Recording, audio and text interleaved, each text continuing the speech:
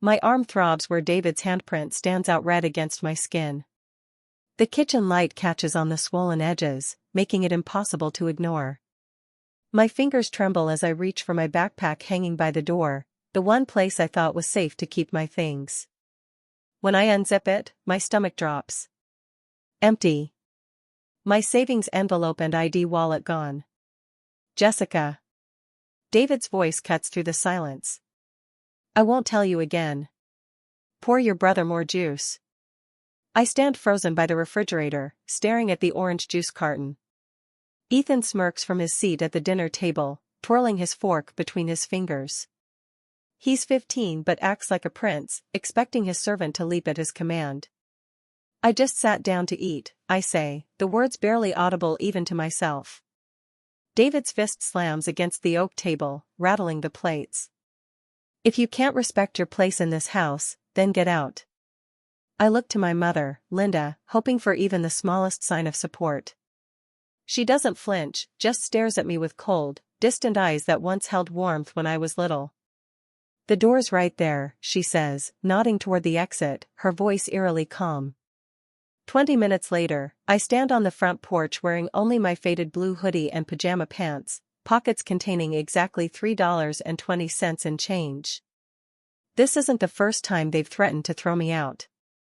2 years ago, when I was 21 and had finally saved enough from my hardware store job to leave, Mother emptied our joint bank account.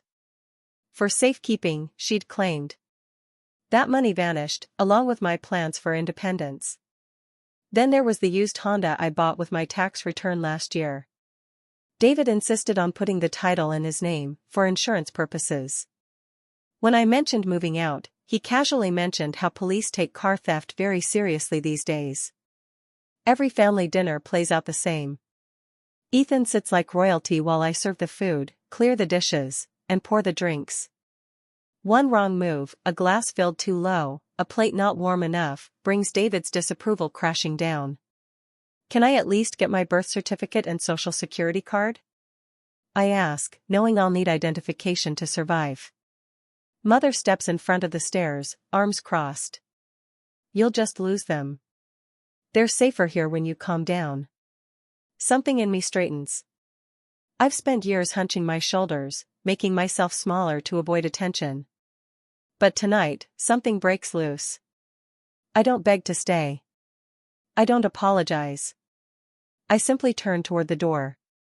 You'll be back, Mother says, certainty lacing her voice. You have nowhere else to go.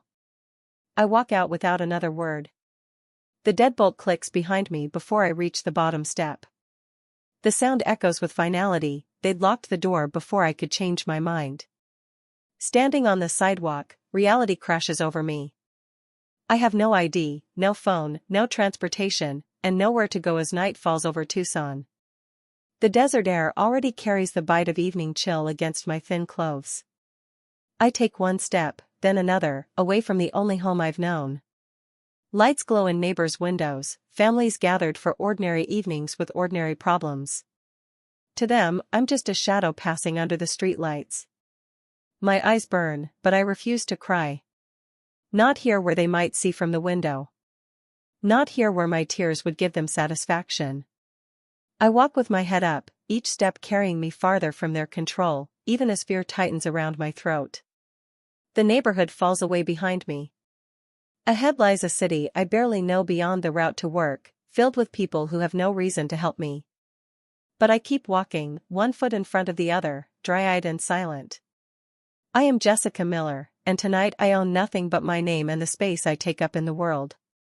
But for the first time, that space belongs entirely to me. Later that same night, the shadows deepen as I wander past shuttered storefronts, their metal grades pulled down like eyelids closed against the night. My feet ache from the rough pavement, each step a reminder of how unprepared I am for this new reality. The temperature drops with every passing minute, the desert air surrendering its heat to the vast, uncaring sky. I turn down a service alley behind Jose's Tire and Wheel, seeking shelter from the wind that now carries a chill sharp enough to slice through my thin hoodie. The scent of rubber and motor oil hangs in the air, oddly comforting in its familiarity after years of washing David's grease-stained work clothes. A movement catches my eye, a neighborhood cat leaping from the rim of the large metal dumpster. Something about its graceful escape draws me closer. When I peer inside, my stomach lurches so violently, I have to grab the rusted edge to stay upright. Photos. My photos. The faded Polaroid of my 5th birthday before my father left. The science fair certificate from 8th grade. My grandmother's hand-knitted blanket. The contents of my life tossed away like spoiled food. I reach in with trembling fingers and pull out my childhood journal, its corners damp from something I don't want to identify. The realization hits me with physical force, they hadn't thrown me out in a moment of anger. This was planned.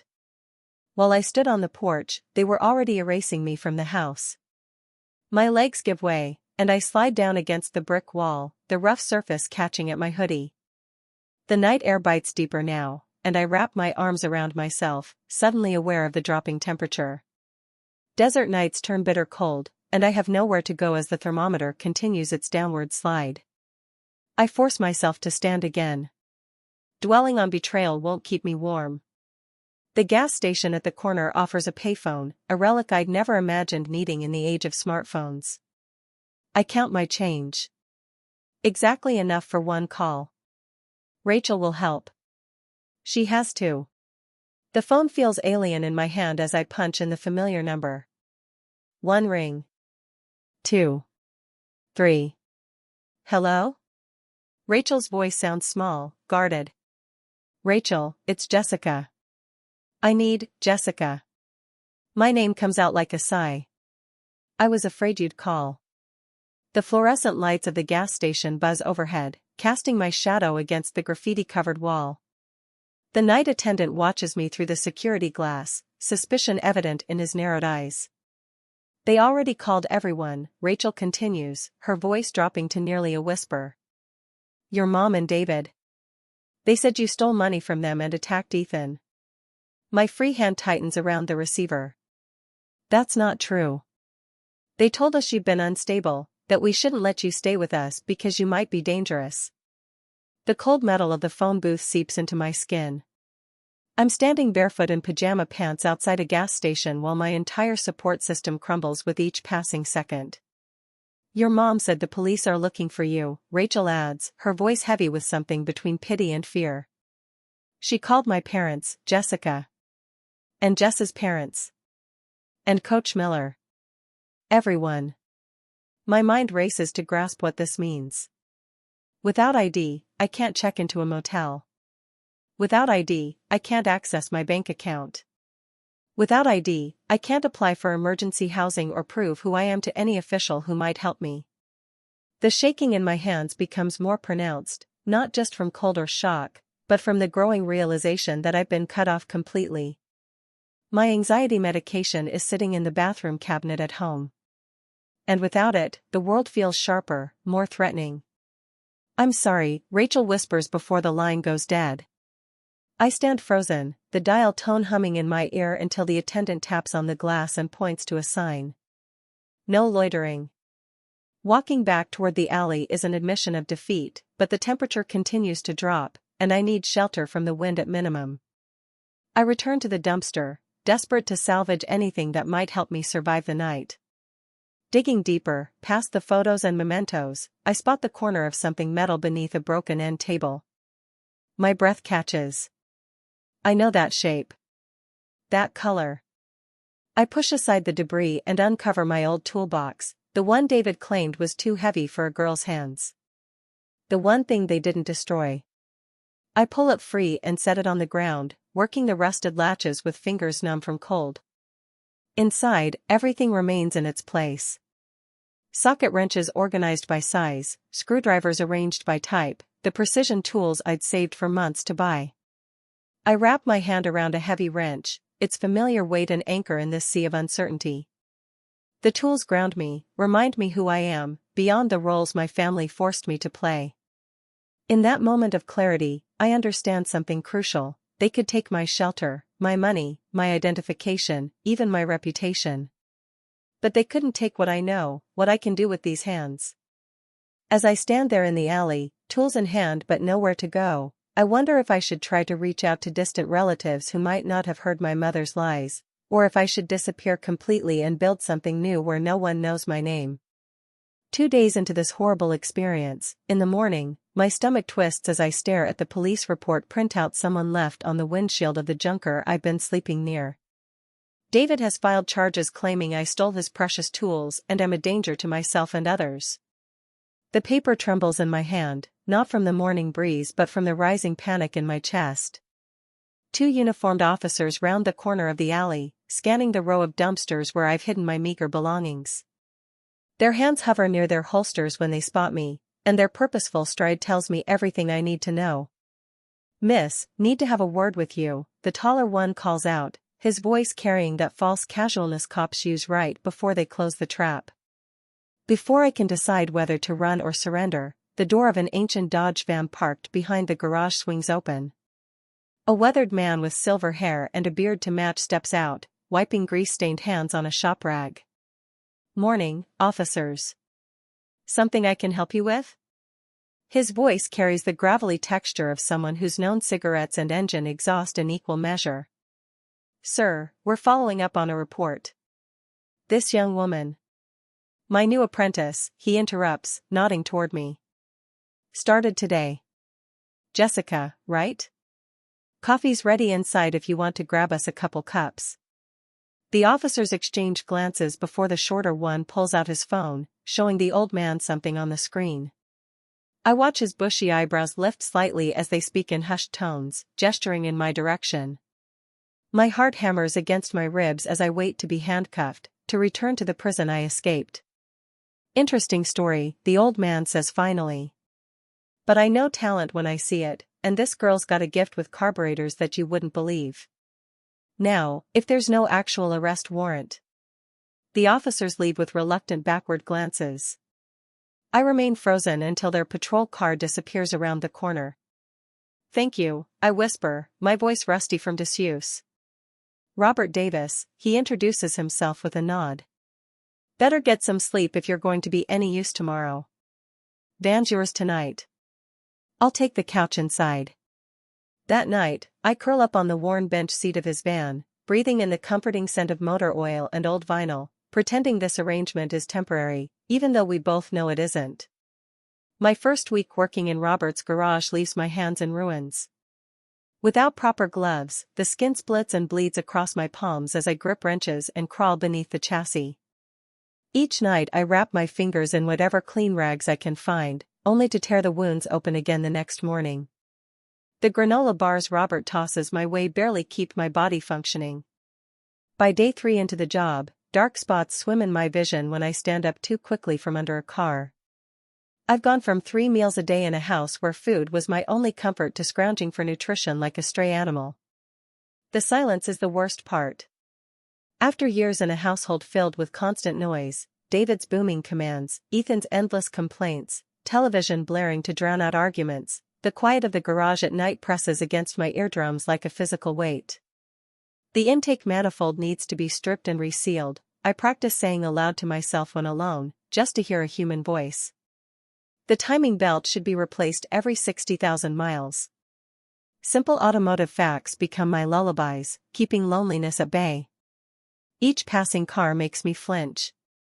Each customer who enters the shop transforms momentarily into David in my mind. I drop tools, startled by innocent sounds, earning confused looks from Robert. "Eat," Robert says during our 3rd day, pushing half a sandwich toward me. His gnarled fingers, permanently stained with grease, tap the workbench impatiently until I take it. "Strong name, Jessica, like the mountain range. You'll hold." For the first time since walking out of my mother's house, I allow myself a small smile. Rain drums against the metal roof of the garage a week later as I lie beneath the abandoned 1964 Bel Air that Robert has allowed me to tinker with. The steady rhythm almost drowns out the sound of the phone ringing, followed by Robert's gruff answer. "Your niece?" "Yeah, she's here." My blood freezes. I remain perfectly still under the car, hoping to become invisible. Footsteps approach, lighter than Robert's work boots. Familiar perfume cuts through the smell of grease and gasoline. "Jessica?" My mother's voice, honey sweet with concern. Honey, you need to come out from under there. I slide out slowly, my face streaked with grease, but my eyes clear as I look up at Linda. Her immaculate appearance, pressed slacks, styled hair, stands in stark contrast to my oil-stained t-shirt and borrowed jeans. We've been so worried, she says, maintaining a careful distance. David's sorry about what happened. We just want what's best for you, honey. The words hang in the air between us, familiar bait for a trap I've fallen into countless times before. What's best for me was never even a question in that house, I say, my voice steadier than I expected. Something shifts inside me, a realization as solid as the wrench in my hand. I don't need their approval to know my own worth. Their opinion of me has always been about control, never about truth. Robert moves to stand between us, arms crossed over his chest. The girl stays if she wants to stay. The garage door opens again, admitting a tall man with salt and pepper hair wearing a button-down with Harris and Sons embroidered on the pocket. Robert, got those job offer papers you asked about? He announces, nodding politely to my mother before extending a hand to me. William Harris, Robert says you've got a natural touch with restorations. I stare at his outstretched hand, then at my mother's tightening expression. These strangers who barely know me have shown more respect for my abilities in days than my family has in years. I stand taller, wiping my hands on a shop rag before accepting William's handshake. My mother was just leaving, I say, voice steady. Linda's lips press into a thin line before she turns and walks out into the rain without opening her umbrella. The days that follow bring structure I didn't know I was missing. I work at Harris & Sons during daylight hours, learning electrical schematics and modern fuel injection systems. Evenings belong to the Bel Air, my hands growing steadier as Robert watches from his folding chair, offering occasional guidance. After 2 weeks, I find a small envelope tucked beneath my pillow in the van. Inside, temporary ID paperwork, a social security card application, and $200 cash. The note reads simply, first step to standing on your own, no payback needed. For the first time since that night on the porch, I allow myself to cry, not from fear or loss, but from the strange, unfamiliar feeling of being seen for who I truly am. A month into this work, I have learned my things, and I have set the necessary goals. The fluorescent lights of Harris & Sons cast long shadows across the workbench as I spread out my 3-month plan. Each goal written in precise block letters: secure permanent ID by the 15th of August, open sole proprietor bank account by the 1st of September, find permanent housing by October. No maybes, just deadlines. You're burning yourself to the ground, kid, Robert says, his weathered hands adjusting the carburetor I'd been cleaning for the Bel Air. 4 hours of sleep ain't sustainable. I shrug, the movement stiff from yesterday's welding practice. Neither is homelessness. My days blur into a relentless rhythm as another month passes, mornings at Harris & Sons, working electrical schematics until my eyes cross. Evenings with Robert, rebuilding the Bel Air's engine block bolt by meticulous bolt. Lunch breaks are spent memorizing repair manuals instead of eating. My arms ache from practicing welds until the metal seams disappear into perfect silver rivers. At night, I create an anonymous account on classicautorestore.net, user Desert Phoenix 64. My first post about vapor lock issues in vintage carburetors receives 12 responses from veteran mechanics. By the 3rd week since the opening, they're asking me for advice. The paycheck sits heavy in my hand that month. Not the largest sum, but the money that belongs only to me. One Thursday afternoon, I go to the bank to open my account. The bank teller smiles as I open my account. Name on the account?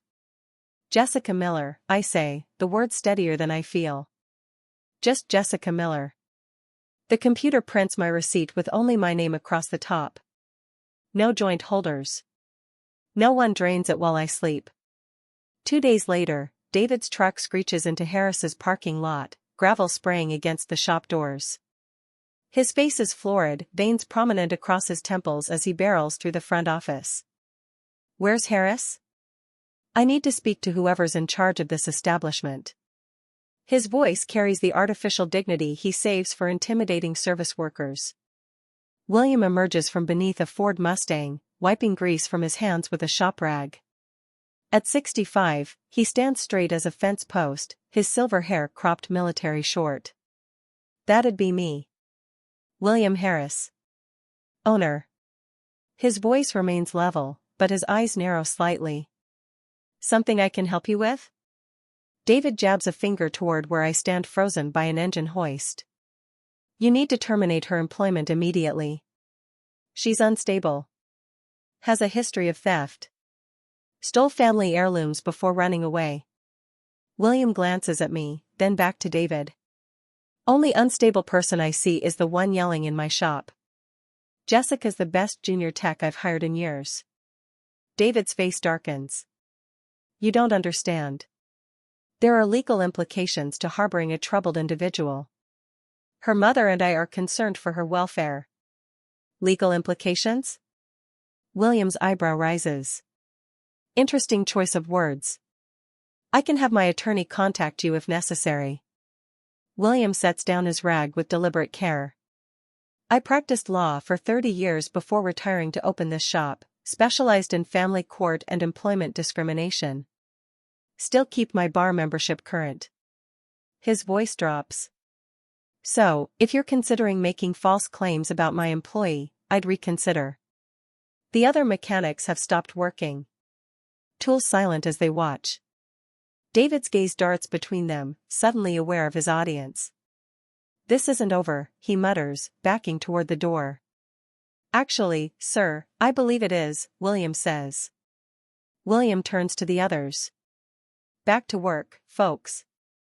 These cars won't fix themselves. As I watch David storm out, I wonder if I should document everything in case they escalate further or simply focus on building my new life without looking back. That evening, William calls me into his office. My stomach knots, preparing for the worst despite his earlier defense. The apartment above the shop, he says, nodding toward the ceiling. Previous tenant moved out last month. Needs some work, but the rent's reduced if you're interested. Call it an apprenticeship perk. The words stick in my throat. I can't. Can't what? Accept help? Jessica, there's a difference between charity and investment. I invest in talent. He slides a key across the desk. It's yours if you want it. In days to come, the small apartment becomes my sanctuary. Robert spends evenings teaching me restoration techniques he learned during his time as a mechanic in Vietnam. His fingers, gnarled with arthritis, still demonstrate precision welding that puts my attempts to shame. Patience, he says, guiding my hand. Metal's got a memory. Treat it with respect. Susan from the corner diner starts appearing at lunch, paper bags filled with sandwiches and homemade cookies. Can't have our best mechanic running on empty, she says, waving away my attempts to pay. My husband's Corvette needs work next month anyway. Consider it a down payment. Their kindness lands like rain on parched earth, startling at first, then gradually absorbed. No strings attached. No debts accumulated. No services demanded in return. Just genuine care that expects nothing back. Two customers chatting near the coffee machine don't notice me underneath the car they're leaning against. David Miller's landscaping business is circling the drain, one says. Heard he's drinking heavy now. Wife barely leaves the house anymore. Karma's a patient collector, the other replies. The shop phone rings later that afternoon. When I answer, there's breathing on the line, then a click. The caller ID shows Ethan's cell number. That evening, William posts a flyer on the break room bulletin board. Phoenix Motor Revival Expo 2025, in bold letters across the top. The Bel Air's restoration is 3/4 complete, its gleaming body a testament to hundreds of hours of meticulous work. I trace my fingers over the expo date. For the first time, I'm building something that can't be taken away. 2 months later, as I'm preparing for the expo, my phone buzzes against the workbench, rattling my socket wrench.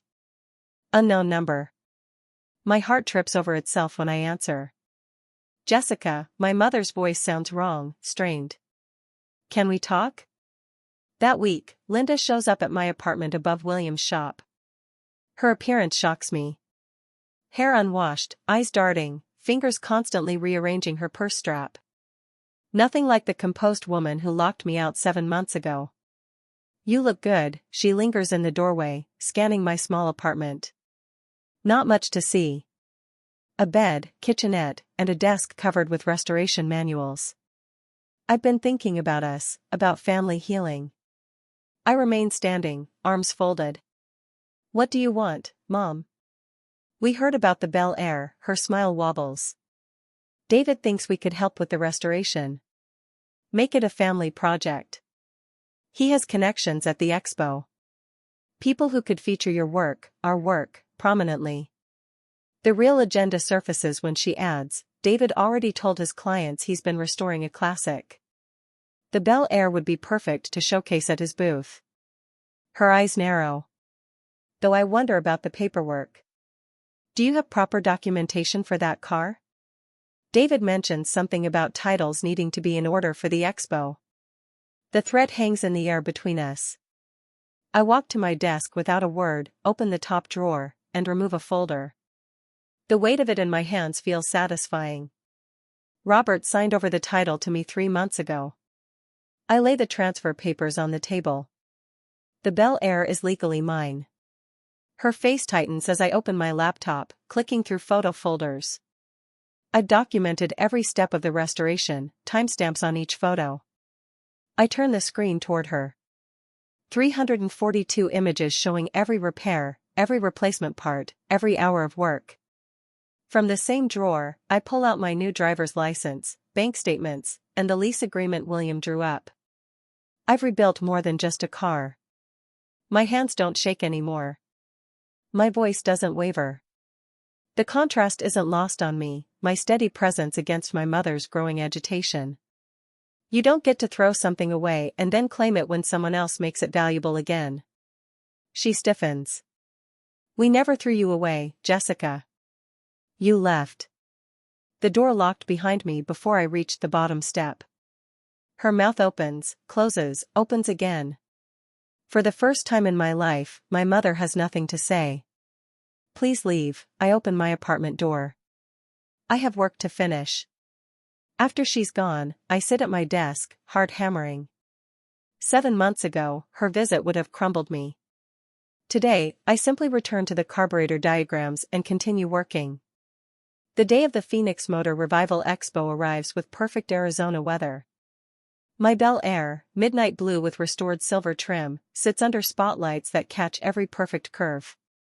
I stand beside it in clean overalls, Harris and Sons embroidered across the chest, answering questions from admirers.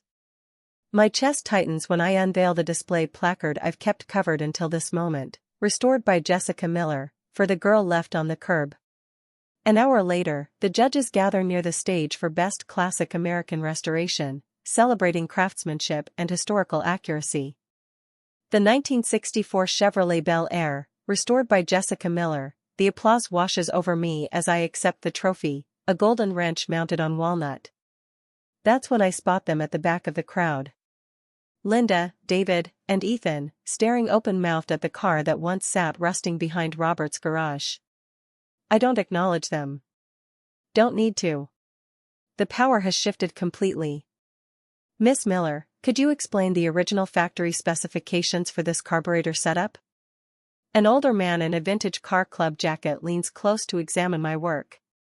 The Rochester 4-barrel was standard for the 283 engine, I explain, but this one has period-correct modifications that boost performance while maintaining authenticity. Other restoration specialists cluster around with technical questions.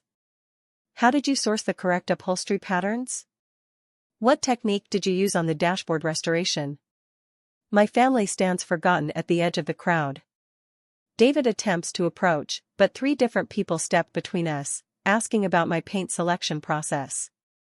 The irony isn't lost on me. After years of being invisible in my own home, I'm now the center of attention while they fade into the background. Through gaps in the crowd, I notice Ethan lingering nearby, staring at the car, then at me. He takes half a step forward before stopping, uncertainty on his face. He doesn't speak. A woman in a tailored suit approaches with a business card. Barrett-Jackson Auction Program. We're looking for feature cars with compelling stories for our upcoming catalog. This Bel Air has exactly the kind of craftsmanship and narrative our collectors appreciate. As I take her card, whispers reach me from nearby attendees. That's David Miller's stepdaughter, isn't it? Heard his landscaping business is tanking since people found out how he treated her. Karma, someone else murmurs. I tuck the business card into my pocket and turn back to the growing crowd of admirers. The Bel Air gleams under the lights. Every repaired dent and polished surface telling the story of what happens when someone believes broken things deserve restoration. Just like me. And in a year I will build my own life with my family completely erased. My hands glide over the polished steering wheel of the 1964 Bel Air, no longer shaking when I speak to the two apprentices watching my every move. The carburetor sits disassembled on the workbench, each piece arranged in perfect order. Notice how the float needle shows we're at this specific point. I point with a steady finger. That's your first clue something's restricting fuel flow. The younger apprentice, a lanky college dropout named Danny, leans closer. How'd you learn to spot that so fast, Jessica? I meet his eyes directly, something I couldn't do a year ago. Practice and learning the hard way. At 24, I become the senior restoration specialist at Harris & Sons. Instead of serving juice to my stepbrother, I now supervise a team that nods when I speak. The latest issue of Restoration Monthly sits open on my desk, featuring a full-page spread of the Bel Air with my bylined article on carburetor rebuilding techniques. Miss Miller? William appears at the doorway. Customer with the 1957 Thunderbird has questions about the electrical work. Can you walk him through it? I stand taller now, shoulders squared instead of hunched. Sure thing. The customer, an older gentleman in an expensive golf shirt, listens intently as I explain our approach to preserving original wiring while ensuring safety. He doesn't glance at William for confirmation after I finish. My expertise is enough. Later that evening, the garage fills with the aroma of turkey and stuffing. The long work table has been cleared of tools and covered with a red checkered tablecloth. William carves while Robert arranges plates. Two mechanics from the shop and their wives complete our circle. Jessica, would you pass the potatoes, please? William's wife asks. Certainly. Thank you for bringing them. They smell amazing, I reply, the simple exchange washing over me like a benediction. 1 year ago, a request at dinner meant a command. Now these words, please, thank you, certainly, flow like oil through a well-maintained engine. No one's fist pounds the table when a glass tips over. No one watches me with cold eyes, waiting for mistakes. I lift my water glass, to the family we choose and the people who see us clearly. The others raise their glasses. Robert's eyes crinkle at the corners, pride evident in the slight nod he gives me. After dessert, I find myself initiating a conversation about next year's Barrett-Jackson auction, not waiting for permission to speak, not measuring my words against potential anger. When I laugh at one of William's terrible jokes, the sound startles me with its freedom. A week later, Robert invites me to the original garage where I first slept in his van. The space has transformed into my own restoration workshop, with equipment I've gradually purchased and organized to my specifications. Robert pulls something from his pocket. Keys dangle from his weathered fingers. Got myself something newer. Figure you could use this for parts pickup. He gestures toward his old Dodge van parked outside. I take the keys, our calloused hands briefly touching. We don't speak, don't need to. The silent understanding between mentor and student transcends words. He sees the journey from the girl who trembled in an alley to the woman who stands before him now. The next morning, I slide behind the wheel of the Bel Air, windows down as I drive along the open Arizona highway. The desert stretches endlessly, the afternoon sun painting everything in gold. On the passenger seat rests a folder labeled Miller Restoration, business plans, loan applications, and location scouting notes for my own shop.